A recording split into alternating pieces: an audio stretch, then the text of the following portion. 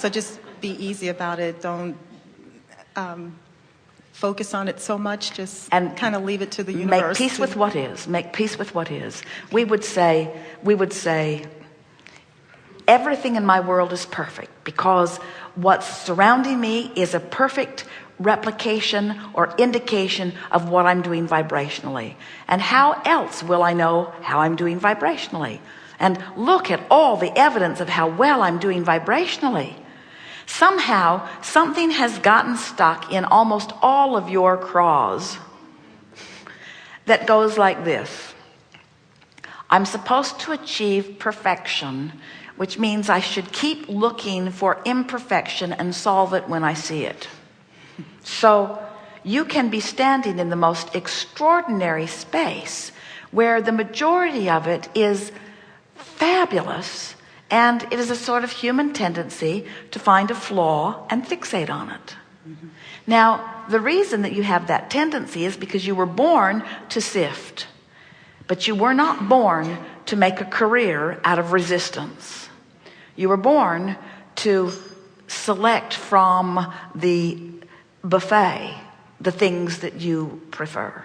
So yes, we think that you have said the perfect thing.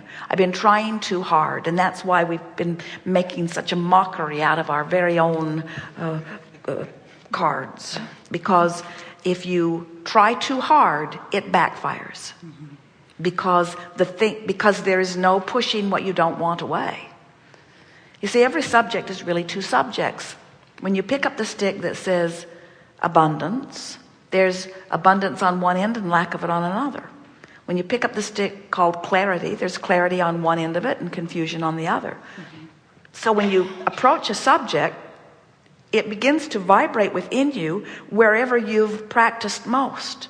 So what we are suggesting is just leave the subjects out of the equation for a while and just decide that you're just going to vibrate on a good feeling end of the stick no matter what, which means you're going to start with subjects that it's really easy for you to feel good when you focus upon them and just sort of use them. We've been offering a game that some think is silly and inane and others are finding benefit from. We've been saying it's an alphabet game where you start with the letter A and find an in the vortex word that starts with A. Now someone said abundance, and we said, well, that depends. The abundance is not really the perfect word for this game if you're worried about money. Appreciation is a better word. So appreciation. B, what's a good B word?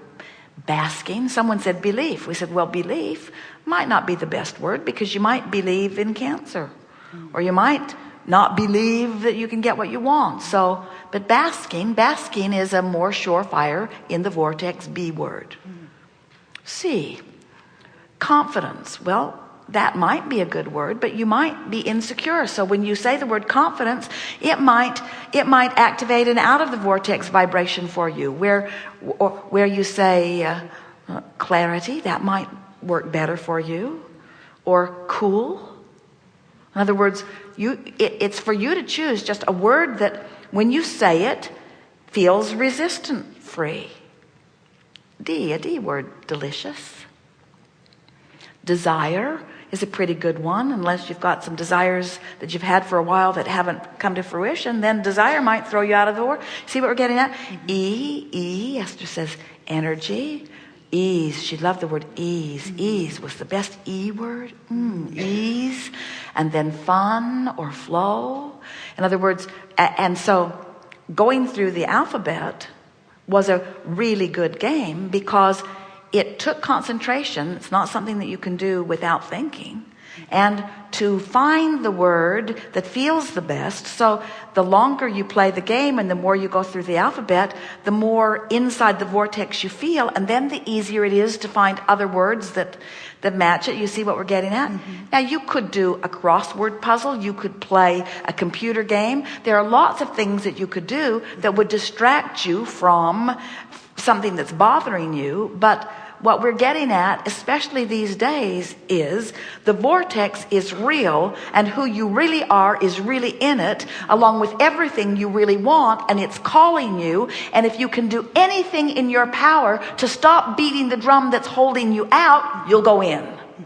That's the easiest way of explaining this. Your grandmother, who demonstrated joy under all conditions, or under most conditions, was the best teacher you ever had. Your animals, your cats and dogs, and those animals that are around you, who don't worry about death, who don't hold a grudge, who aren't jealous. And your domesticated animals begin to act a little more like you, but the beasts in the wild...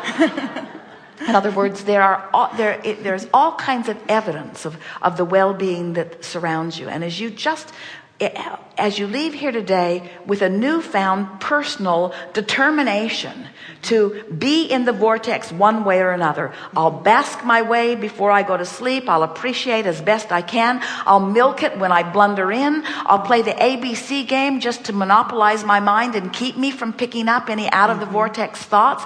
I care about being in the vortex first and foremost. And at first, it will feel sort of like work. But the work that you apply in thinking and feeling and thinking and feeling and guiding your thoughts will pay you back in spades, because the leverage of being in the vortex will give you back so much time and so much cooperation that you'll wonder why you left it as the last ditch effort.